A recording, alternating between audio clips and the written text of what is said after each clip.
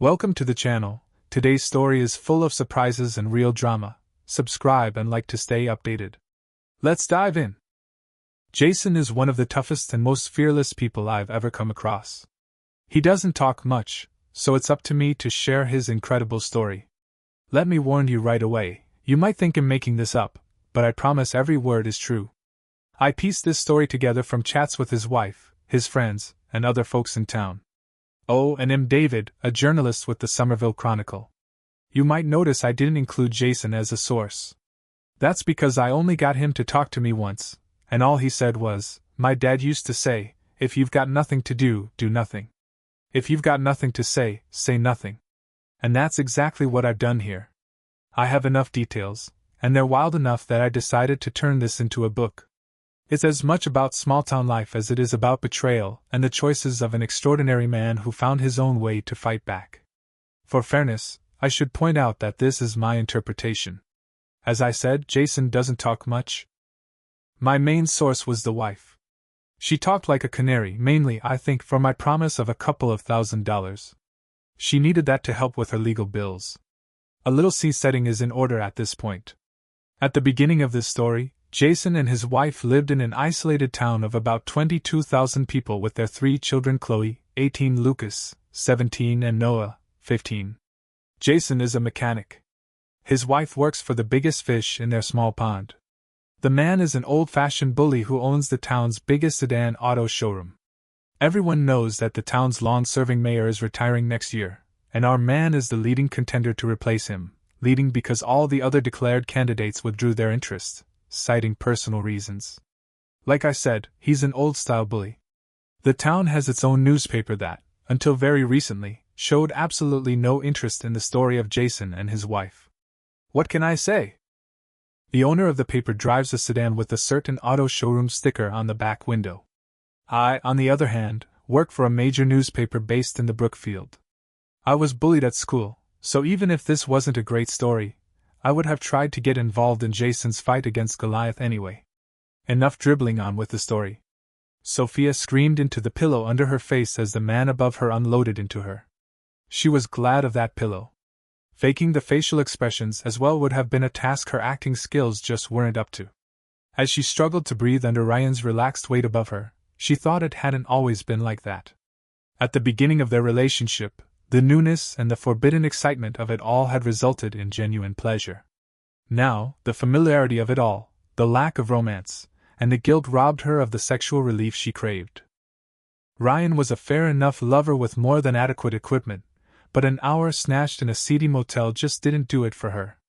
When she decided to start her affair 7 months ago, she dreamed that big, powerful Ryan had a big, powerful tool, but it was so close to her husband Jason's in size that she couldn't tell the difference.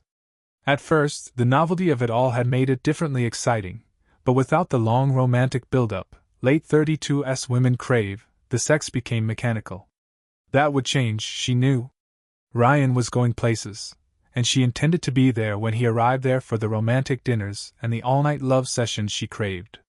She knew she didn't love Ryan, but that was fine because she didn't love Jason either. It was enough for her to know that Ryan loved her, and she reasoned she would come to love him in time. Only 3 things impinged on her perfect plans. One was her own guilt. Her strict Christian parents would never approve of her behavior, and what she was doing and intended to do to Jason. She wasn't looking forward to that conversation with her husband. Although she didn't love him, she did respect him as a loyal, hard-working man trying to do the best for his family. It was just too bad that his best wasn't good enough for Sophia. Although the conversation was still a year away, she already dreaded it. The second was that Ryan refused to divorce his frigid wife until he was actually elected mayor. That condemned her to occasional hurried motel liaisons rather than all-night sessions following a romantic date. Back in the present, as her sexual heat began to fade, her guilt started to build. Ryan rolled off her and started to get dressed. As usual, she would take a shower and leave at least an hour after him. That way, no one would see them leave together or arrive back at work together. Ryan finished dressing and kissed her goodbye. Before he opened the door, she reminded him, "Look out the window and make sure there's no one we know around." Ryan obediently opened the curtains and glanced out but suddenly drew back and let the curtain fall. Hey, Sophia, there's a guy sitting on the hood of your sedan. He saw me open the curtain and looked at me. What the hell? Sophia jumped out of bed and opened the curtain a crack to peer surreptitiously out. That's Jason, your husband? Yes. How the heck did he know I was here? I'm not ready for that conversation yet, Ryan. This could wreck our plans. How? What's he going to do? No divorce lawyer in this town is going to take his case. They'll word them up this afternoon. But he could go to the media. Ryan laughed. In this town? I don't think so. They're too smart to publish anything bad about me. They know I'll own this town for the next 10 years, or until I make a run for state politics. Ryan, worry about them. Anyway, this could be good. You're always saying we never get enough time together. Now he knows. That could change. What's he going to do about it? I mean, look at the guy. He's half a foot shorter than me and about half my weight. He could tell your wife. You're right there. I don't want the witch tipped off before we're ready. Tell you what, I'll go and have a talk to him. Ryan bent down to kiss her again and marched out of the door. Sophia cracked the curtains again to see the confrontation. She looked straight into the eyes of her husband. Letting the curtain drop, she felt guilt eating at her. She waited a couple of minutes until she heard Ryan's raised voice, then cracked the curtain again. What she saw was very upsetting. Ryan was leaning over Jason, who still sat on her sedan. Once again, their eyes locked through the curtain. Sophia fled to the bathroom and showered until the water ran cold. Still, she hadn't managed to wash her guilt away. She was dressed and steeling herself to look out the window again when Ryan rang. How quickly did hubby leave after I had words with him? I don't know. I haven't looked since you left. With Ryan bolstering her courage, Sophia looked out the cracked curtain again. He's still there. Ryan was confused. His standover tactics always worked. Like most bullies, he only had one tactic. What did you say to him? I just told him the facts of life and pointed out the health hazards of standing in our way and the futility of trying to do anything about it. What am I going to do? I can't leave with him out there. You'll be fine, Sophia. It'll be dark in an hour. Stay where you are, and I'll send a couple of our associates around to have a word with him. True to his word, an hour later there was a heavy knock on her door. Sophia looked out and saw Liam and Ethan, two of Ryan's employees, outside the door holding Jason between them. They were so big that Jason's feet were off the ground. She opened the door, and they shuffled in. Jason had a neutral expression and just stared at Sophia. She quickly averted her eyes and made for the door when she heard a sickening thud behind her and an expulsion of breath. It was pure reflex to look. She saw Ethan holding Jason and Liam with his fist cocked again. As she looked, Jason stood up straight again and looked her directly in the eye. Feeling sick, Sophia fled. She picked up some takeout on the way home to feed her family. She fielded questions on where their dad was and why he wasn't answering their phone calls. She slept extremely poorly, and there was still no sign of her husband when she left for work the next day. Ryan wasn't in that day either, and she couldn't bring herself to speak to Liam or Ethan. With extreme trepidation, Sophia returned home just after her usual time to an empty house. She rang Chloe and Lucas, but both cells went straight to voicemail. Sophia began to fret. It was well after dinner time when she heard a sedan in the driveway. Looking out the window, she saw her kids getting out of her parents' sedan with both her mom and dad. They trooped in. Her mother opened the conversation. Sophia, why didn't you tell us Jason was in the hospital? Two didn't know. Silence settled on the room. Everyone stared at Sophia.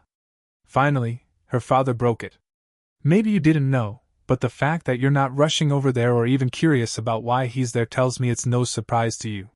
Faced with this logic and 5 suddenly accusing stares, Sophia could only slump into a chair and avert her eyes. She might as well have screamed, "Guilty!"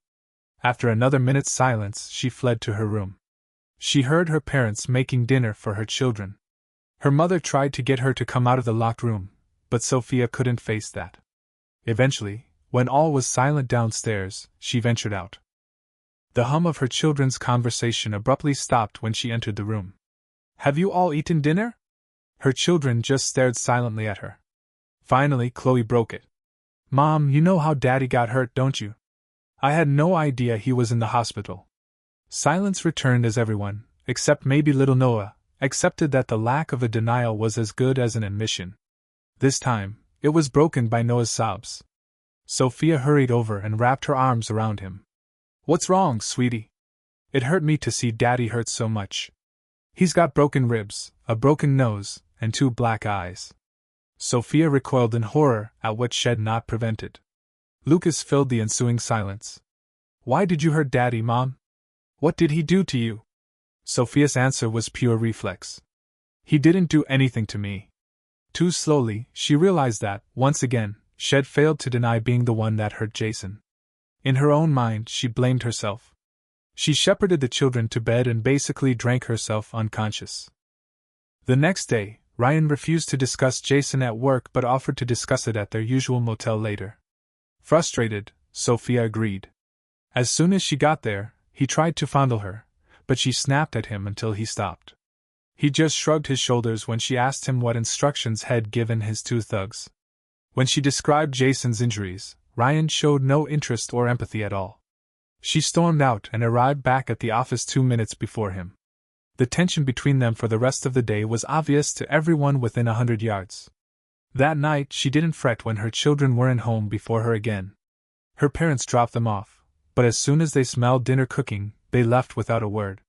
All the children gave monosyllabic answers to any question she asked. Whenever she entered the room they were in, conversation ceased.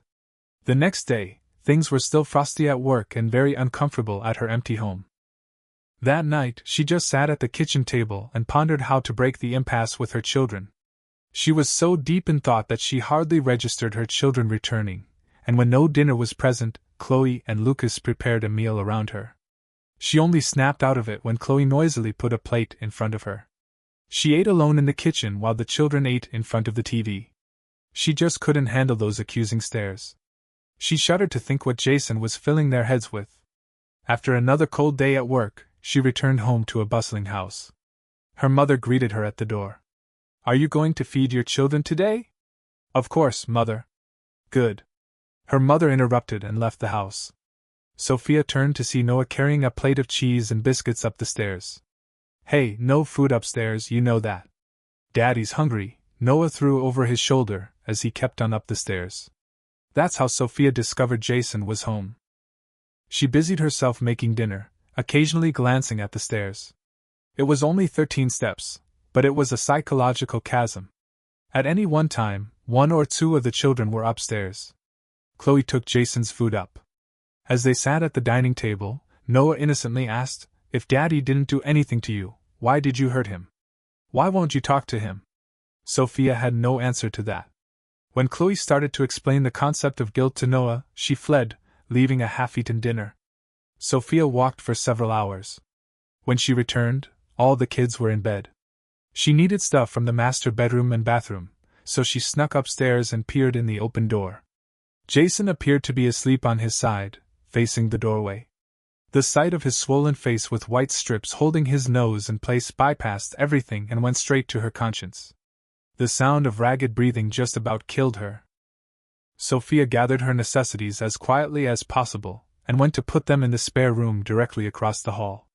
She returned to the master bedroom with the intent of whispering a request for forgiveness to the man Shed once loved, a man whose current mental and physical pain she could have prevented.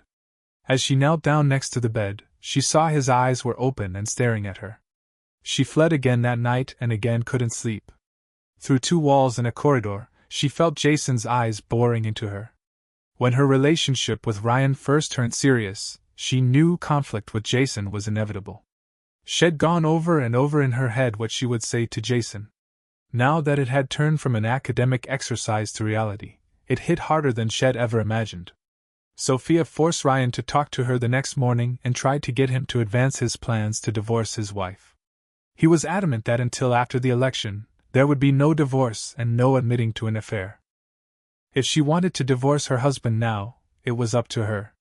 He would assist her with time off and money, but essentially she was on her own. That's when Sophia first suspected that she might just be a sex buddy for Ryan. Although she was far from convinced, the heat from the burning bridge behind her forced her to follow her chosen path. She took time off to see a lawyer and arranged to have Jason served as soon as the papers were ready. She left the service all in the hands of the lawyer to expedite the divorce. She kept her demands reasonable, her having primary custody but with liberal visitation rights for him, and the formulated child support and alimony. She also wanted residency of the house until she was ready to move out. That should be just after the election next year. The next part of the story won't make sense unless you know the layout of the auto showroom that Ryan owns and Sophia works at. The front of the building is a huge showroom. Along the wall at the back are 4 glass-walled offices end to end with solid walls between them. On the far right is Ryan's, then Sophia's, then the 2 belonging to the admin manager and the service manager. As the offices are long and thin, there is only one place to put a desk at the opposite end to the door, against the end wall. Because Ryan's and Sophia's doors are at opposite ends of their offices, this means their desks are basically together with a solid wall between them. The service center is around the back, and Sophia didn't see Jason walk into the auto showroom. She was busy tapping away at a keyboard. And he did walk, though, right up to the reception desk. He leaned on it, and just stared right into Sophia's window. One of the 2 receptionists recognized him. Had coached her softball team in high school. She knew he was Sophia's husband, although had never been there before. She tried to engage him in conversation, but he just stared neutrally at the offices. The receptionist couldn't see if it was Sophia or Ryan that was the target. While she kept talking, the other girl who shared the front desk went to Sophia's office and told her Jason was there. Sophia's head swung around. From her vantage point, there was no doubt where Jason's eyes were focused. They bored into hers even from a distance of 12 feet. Sophia quickly broke eye contact. Still, she felt his gaze on her. Without looking, she reached for the Venetian blind control and twisted it so he couldn't see her now. A minute later, she put one finger between 2 slats and peeked out. Both the girls at reception were whispering to each other conspiratorially. Jason was still staring at her window with his now familiar neutral expression playing through the bruises and bandages. With his stare burning through the blinds, Sophia picked up the phone and rang Ryan. She told him to look out his window. "What's he doing here?" "I don't know, Ryan." "Get rid of him. It hurts." Ryan put the phone down and strode out to the reception desk. "Mr. Smith, this is a private business. I'm going to have to ask you to leave." Jason didn't acknowledge Ryan in any way, shape, or form. He just kept staring. "Come on, don't make me call the police." Without taking his eyes off Sophia's window, Jason reached into his pocket and handed his phone to Ryan. Ryan lowered his voice to a level he thought was audible only to the starer. "Listen, so I slept with your wife. Get over it."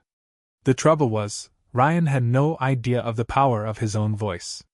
Both girls at the desk heard his comment clearly. In her office, Sophia, peeking through a crack in the Venetians, saw both heads swing towards her. She then saw Ryan stride back to his office. 2 minutes later, she heard a commotion at reception. She created another crack and looked out. What she saw horrified her. Liam and Ethan had Jason by an arm each and were carrying him towards the outer doors. Jason was traveling backward and stared at her the entire trip. Out of sight, Sophia thought to herself, serves him right. Why can't he just let me go? Then she remembered that all her dialogues with Jason to date had been in her head. Until Head caught her in the motel with Ryan, he had no idea that their marriage was even in trouble. With that amount of shock, it was no wonder he was at a loss for words. She wasn't totally devoid of empathy, and she genuinely felt for Jason. Sophia raced to her door and exited her office. She saw Ryan with a sadistic grin on his face. "No, Ryan, no, not again." "Sophia, let me handle it, woman."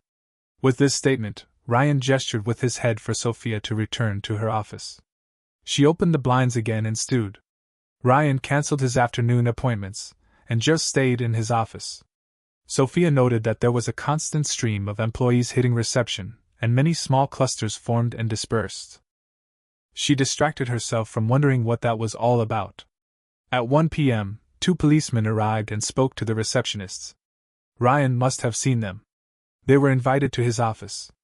The blinds were closed. Then they left.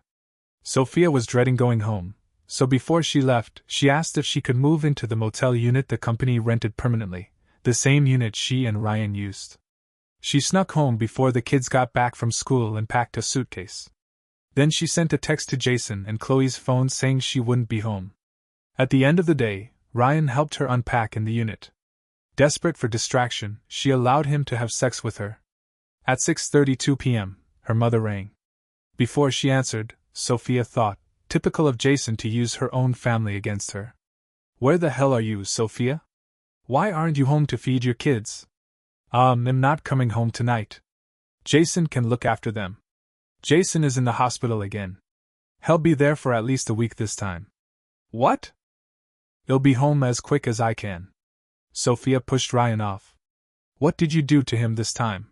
The stubborn prick has to learn that he can't mess with me, Sophia. Sophia dressed quickly and sprinted home, picking up takeout on the way. The first thing she noted when she threw her front door open was all 3 children sobbing in the lounge, being comforted by her parents. Her mother intercepted her and led her into the kitchen. What the hell is going on, Sophia? You abandon our children while your husband is in the critical care unit? Sophia watched her mother's nostrils flare. Then you come home with grease for your children's main meal of the day. What is going on, Sophia? It's none of your business, Mother. Jason and I are going through a rough spot at the moment, that's all. The 2 women stared each other down for half a minute. Her mother broke the silence first. I note that you showed no surprise when you found out your husband is in the hospital.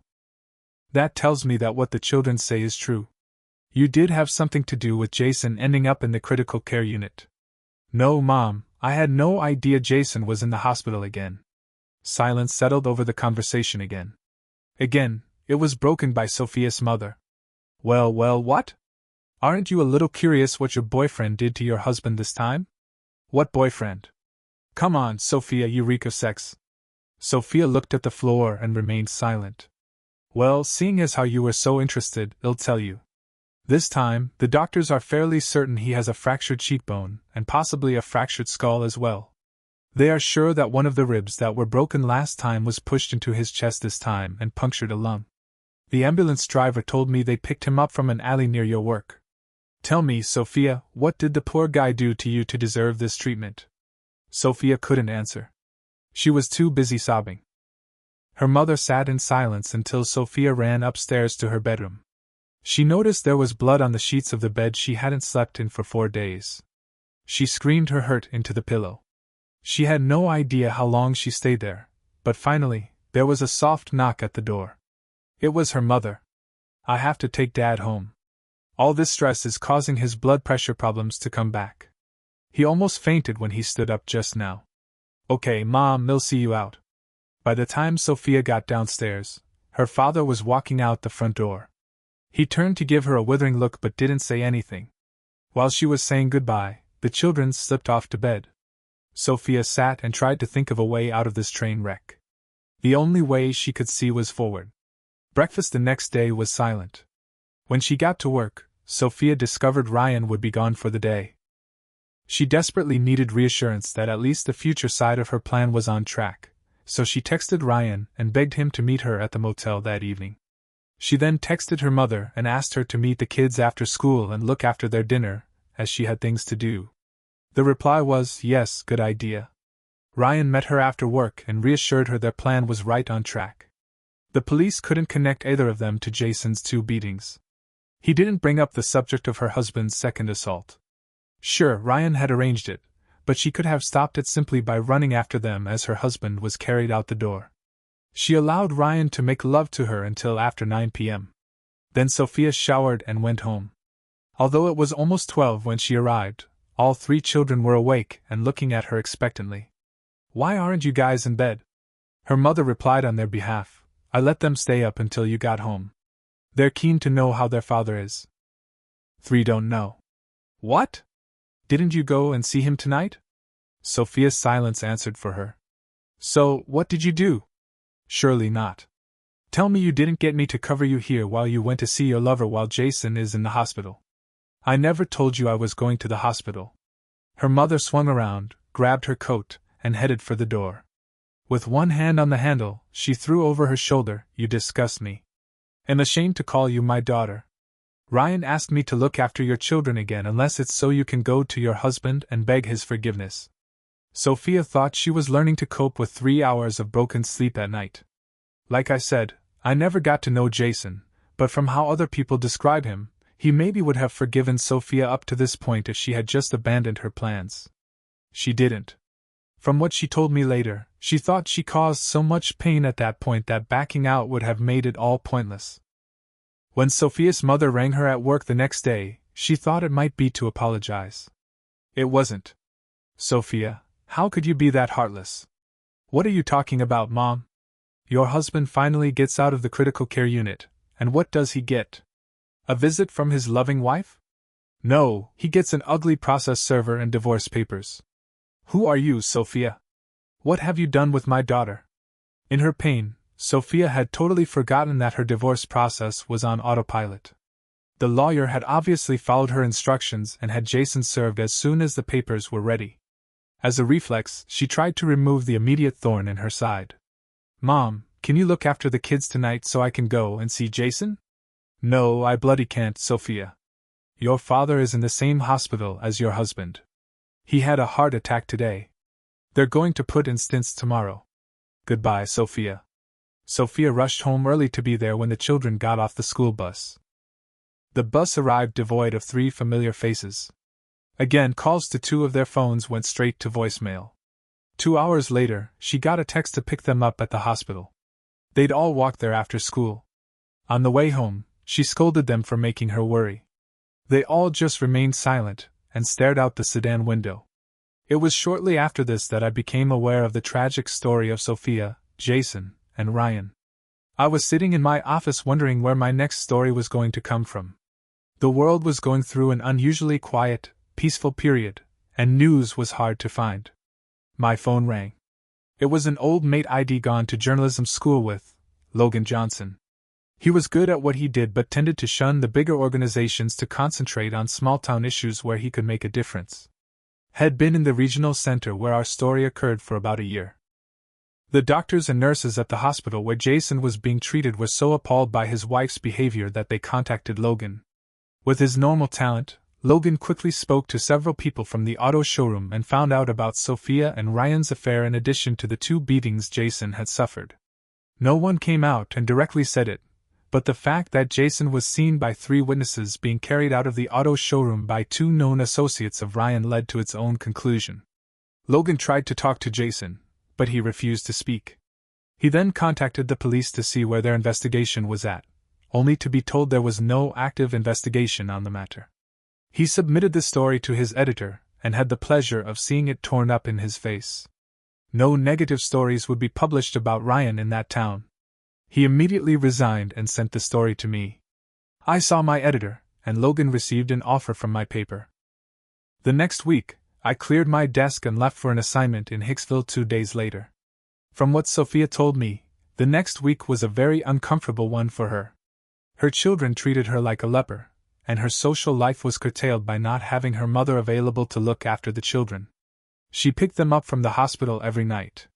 Ryan was away on business every day during business hours, and the only time she saw him was one night when he managed to sneak into her house after the children were in bed.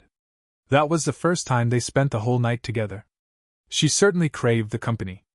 On Sunday, Sophia got a call from the school to come in for a semi-urgent discussion. That was when she found out that they were very worried about Chloe's rapid weight loss, and couldn't believe she had been so negligent not to notice. They moved on to tell of Lucas' sudden propensity for violence, and that little Noah was being bullied because he was always crying. Sophia cried herself at that. All she could think to do was advance the divorce as quickly as possible and hope it blew over. At first, Sophia turned down the invitation to go out with 4 of her girlfriends that Sunday night. Jason was still in the hospital and Ryan unavailable. She tried everything she could to get the children to speak but failed. In frustration, she left the children at home and went out with the girls. She left the name of the place she would be with Chloe in case it was too loud to hear her cell ringing. She had been there about an hour, fielding questions from her friends that had heard the rumors, denying all knowledge of the violence visited on her husband. They'd finally relented and moved on to more fun topics when she saw 2 of them looking over her shoulder. She turned around, and there was Jason. One eye was slightly black, the other jet black. A bandage covered one side of his face below the eye, and he was stooped, guarding his painful ribs. He was sitting at an adjacent table just staring at her. In panic, Sophia swung around back to her friends and totally blew it. "Oh, ignore him." Her friends saw her immediate facial reaction and heard her flippant comment. They also saw Jason's suffering and could only wonder at the commitment it must have taken to come there and make his silent protest, for that it clearly was. They made up their own minds on Sophia's honesty over the last hour. One made an excuse to go to the bar. The two that knew Jason the best went over to talk to him. The four just looked at Sophia quizzically. Sophia fled again. She paused outside the bar, wondering if she should offer Jason a lift. Her own conscience wouldn't allow her to talk to him yet, though. Even though it was the decent thing to do, she just couldn't do it. As late as 2 weeks ago, she told the guy she loved him to divert any suspicion. He now knew it had been a lie. Sophia drove home. Her mother was there looking after the kids. They hadn't seen each other in a week, and Sophia suddenly realized she'd never even inquired about her father's health. God, how self-centered had she become? They both got the kids to bed, then Sophia asked about her father but tried to change the topic when her mother raised the thorny issue of Jason. Her mother was having none of that, though. She asked Sophia if Jason had done anything to warrant her divorcing him. Sophia mentioned a couple of petty little niggles, but when she saw her mother was unconvinced, she went on to explain that she'd simply fallen out of love with her husband and in love with someone else. She found lying to her mother easy. She certainly wasn't going to mention that she used Ryan's attention to her as an opportunity to trade up, as it were. The older generation woman let her daughter have it on her opinions about bunking out of her marriage and children. No holds were barred. Sophia sat through it uncomfortably. She vehemently denied having anything to do with Jason's 2 beatings. At the end, she didn't ask whether or not her mother had discussed with her husband if he would forgive her for the attack on their marriage. In her mind, the plan was intact. She did ask if Jason was coming home that night, and was coldly told that he was due to be released in 2 days but had rung asking where she was earlier. She realized that Jason must have snuck out of the hospital to go to the bar earlier. Sophia did a lot of thinking in the next 2 days. She decided that the decent thing to do was apologize to Jason for her infidelity but to point out that the beatings were the result of his own immature behavior. She would demand that he spoke to the children and explained that she had nothing to do with his pain. She thought there was a reasonable chance he would go along with that, and a small chance he'd beg her to stay. One thing was for sure: any aggression on his part would result in threats of a reduced share of the marital assets in the split. Jason had other plans. On the night he was released from the hospital, Sophia and Ryan left work early and went to the unit. With no need for secrecy, they both walked out of the room together just after 6 p.m. to be greeted by a silent Jason, Chloe, Lucas, and Noah watching them from where they stood across the parking lot. Ryan immediately strode towards them. All 3 children stepped in front of Jason. Jason said something Sophia couldn't hear, then stepped in front of them protectively. Ryan looked at the 3 witnesses, turned, and strode away. Sophia slunk to her sedan and drove away. Jason took the kids out for a meal and returned to his home with them just before 8. Sophia heard them come in laughing and talking. She kept washing her dinner dishes. When she'd finished, she went into the lounge, meaning to separate Jason from the kids and present her ultimatum. The 3 children stopped talking when she entered. There was no sign of Jason. When she inquired where he was, she was told that he'd taken his pain medicine and gone to bed. She tried in vain to get the kids to talk to her normally. That failed. She shepherded them to bed and rang Ryan for comfort. Exhausted, she decided to turn in early as well. At the top landing of the stairs, she saw the light was on in the spare room and that there was a pile of her clothes and her toiletries on the bed. Vowing that this had to stop now, she strode to the master bedroom door. It was locked. Going back downstairs, she retrieved the spare key from the kitchen, thinking how Jason was behaving totally unlike the man she knew. She armed herself with a rolling pin for self-defense just in case. Using the key, she opened the bedroom door. The light from the hallway revealed Jason on the bed in a sleeping bag on a mattress. As she was processing the sight, the form in the bag arose to reveal Lucas standing between her and Jason. Lucas looked at the rolling pin, then hissed forcefully, "You will not hurt my dad again." Sophia wanted to say it was all a mistake, that she wouldn't ever hurt Jason. In Lucas' eyes, she saw the futility of this. Instead, she retreated, weeping, to her room. Did she sleep like a baby that night? What do you reckon? Jason was still unconscious when it was time to leave the next morning. The kids took turns. Two would be eating breakfast in the kitchen, the other would be sitting halfway up the stairs. It was so obvious that this one was a guard that it broke Sophia's heart. She left and spent the day planning a speech on how to redeem her children's trust. She returned home at her usual time. Jason and the children were talking in the lounge. She barked at the kids to go into the kitchen. They looked at Jason, who nodded. When he painfully started to rise, she ordered him to stay away. Once the three children were settled at the kitchen table, Sophia stood glaring down at them, facing the door, the table between her and it. She opened her mouth to begin her prepared speech when she saw her tormentor standing just outside the doorway. Almost 2 weeks of guilt, self-loathing, frustration, and sleep deprivation caused something inside Sophia to flip. The neutral expression on Jason's face was the final straw. On pure reflex, Sophia destroyed the remnants of her life. With a strength she didn't know she had, she picked up the heavy glass fruit bowl in the center of the table and hurled it towards her tormentor. It slipped in her hand at the last moment, which caused her aim to be off. In slow motion, she saw the bowl heading for the door frame. Just before it struck, she looked at Jason's face. She swears now that the neutral expression turned to a smile. That was his only muscle movement, however.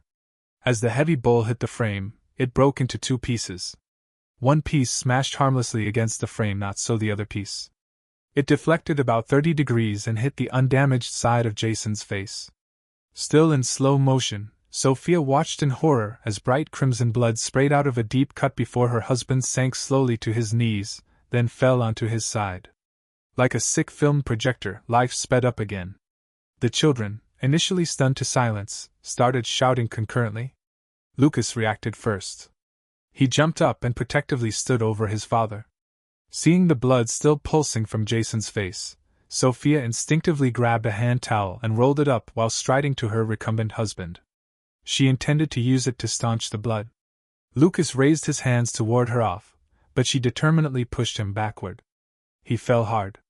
Sophia knelt down and pressed the towel into Jason's face. In a very ungirlish manner, Chloe tackled her mother off her father. Seeing that his angry sister was more than a match for his mother, Lucas arose, went to the medicine cabinet, grabbed a sterile pad, ripped it open, and applied it gently to his father's face. Chloe screamed at Noah, "Phone emergency." Knowing how bad this was, Sophia ran to the phone. By controlling the call, she hoped to just request an ambulance while keeping the police away. She had just put her hand on the phone when she heard Lucas scream, "Use the phone upstairs, Chloe." In a moment of clarity, Sophia realized that they'd misinterpreted her actions as her wanting to stop the phone being used. Chloe sprinted past her towards the stairs. Sophia wanted to give chase, but little Noah stopped her the only way he could. He wrapped his arms around her lower legs. Sophia wanted to take one step but fell heavily when her legs wouldn't move. She lay there, screaming hysterically. Then, she removed Noah's arms, firmly stood, and ran. That's the first time I saw Sophia in the flesh, one hand covered in blood, running to her sedan. I had just arrived to request an interview. Seeing the bloody, screaming woman, I took the liberty of inviting myself in and took over Jason's treatment. The ambulance arrived, followed by the police. While Jason was taken away, the police started asking questions. I arranged for Chloe to ring her grandmother to come and look after them. That's how I heard firsthand what had happened to Jason this time.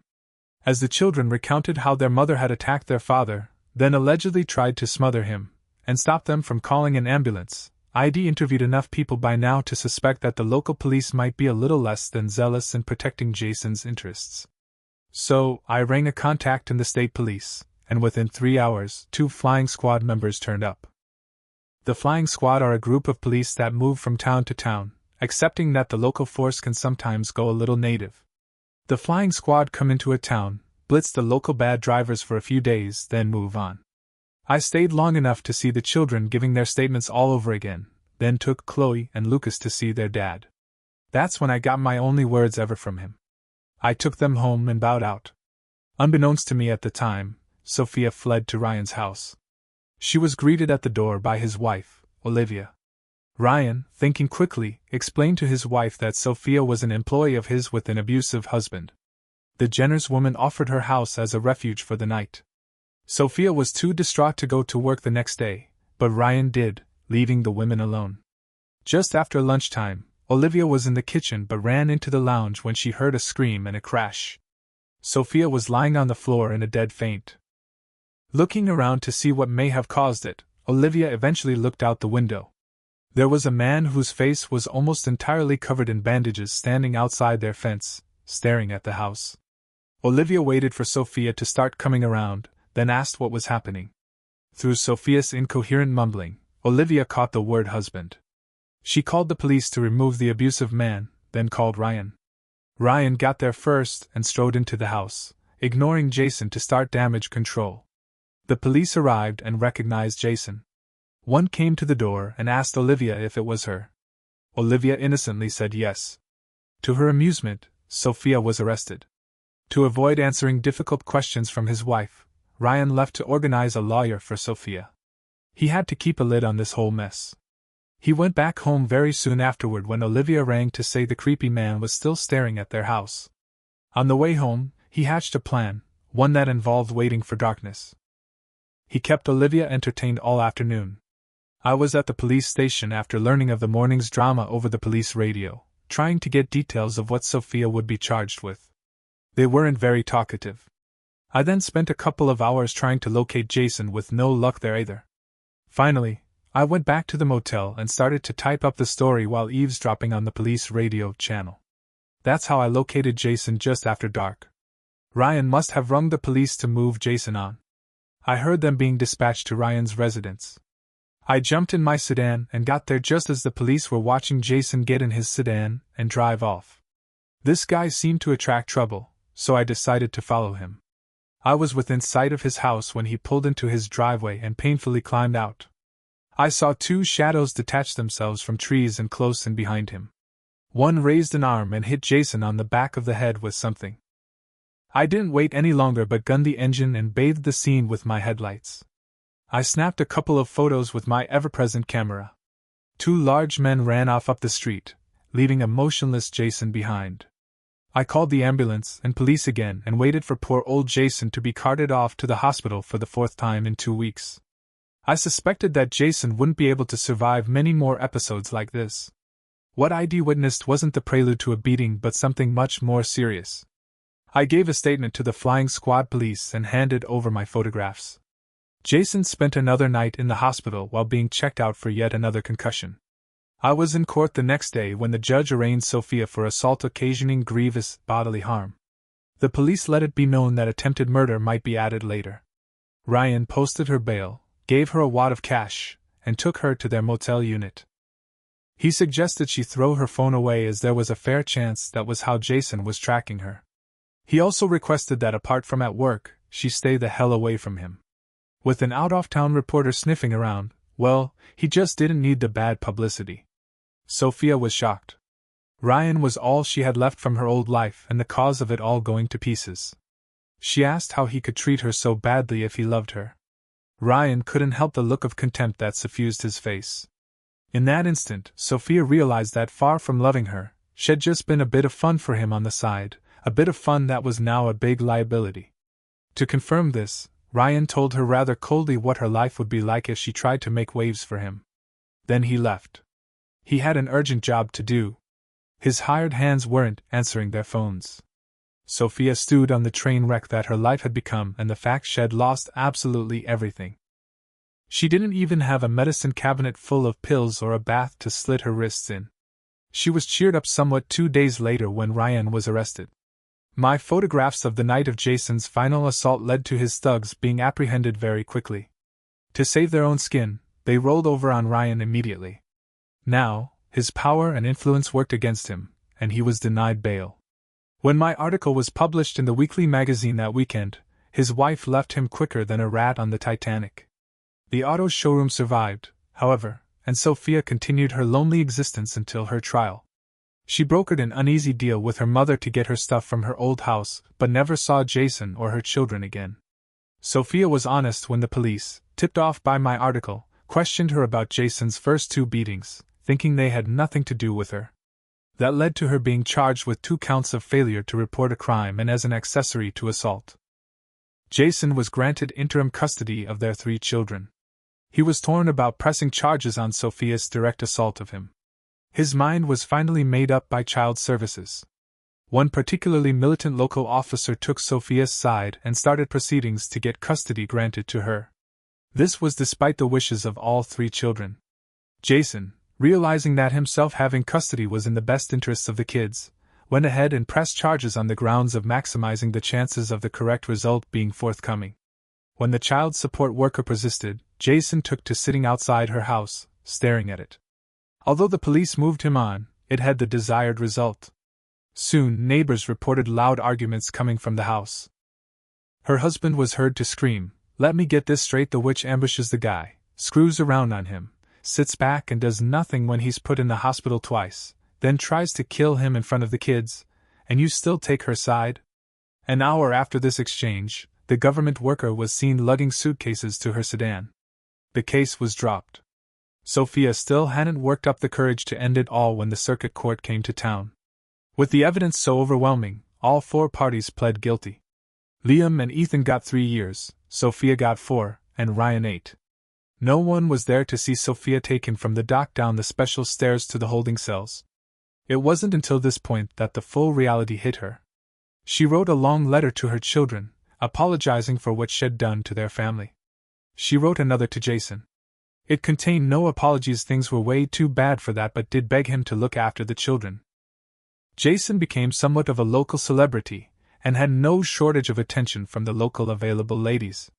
He even went out on dates when family business allowed or when Chloe and Lucas gave him no choice. When one particular lady caught his eye, Chloe and Lucas confronted her alone one night and gave her a thorough grilling, at the end of which they pronounced her worthy of continuing to see their courageous dad. Things are still going well with her, and Chloe is thinking of dropping hints to Jason about proposing. As for Ryan, what can I say? He was in a 4-person cell and was quickly learning that being a small-town bully didn't amount to much in the state prison. He was also starting to feel like an unsuccessful heavyweight boxing contender. He was certainly being badly battered about the ring. A few days later, he was involved in a prison fight. Well, that was his last fight. Apparently, trying to bully a 350-pound man is never a good idea. Thanks for watching this gripping tale of betrayal and resilience. What would you have done in Jason's place? Share your thoughts in the comments, and don't forget to like, share, and subscribe for more stories like this. See you next time.